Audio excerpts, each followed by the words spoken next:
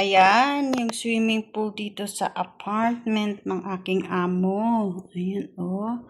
Pwede na siyang magamit. Kaso, ayan.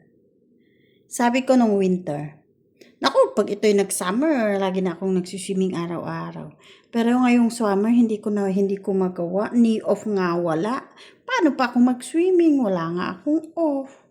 Kakaloka. Tingnan niyo naman, oh. Masarap maligo kasi sobrang init. Parang puputok ang ulo sa init sa labas. Kaya lahat ng tao dito naka-aircon eh. Ayan. Sarap sana maligo, no? Sabi ko nga eh, nung winter eh. Naku, sabi ko pa sa amo ko, naku madam, pag ito'y nag-summer, lagi na kami dyan sa swimming pool. Ngayon namang summer na hindi na magawang pumunta sa swimming pool. Dahil sa mga alaga na hindi pwedeng mag-swimming. Tapos ayun oh, may tennis area. Accessible dito, may tennis area. May naglalaro dyan. Yung mga amo ko sa hapon sila naglalaro o kaya sa early in the morning, 7 o'clock pa, hindi masyadong mainit. Pag sa gabi, 7 to 9.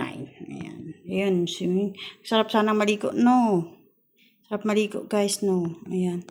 Yun, oh, tignan nyo naman ang init, oh. Diba? Paano ka pa hindi masarap ang mag-swimming pag ganito sana? Kaso, paano mag-swimming? Walang magbantay sa alaga. Diba? Ito yung surroundings namin.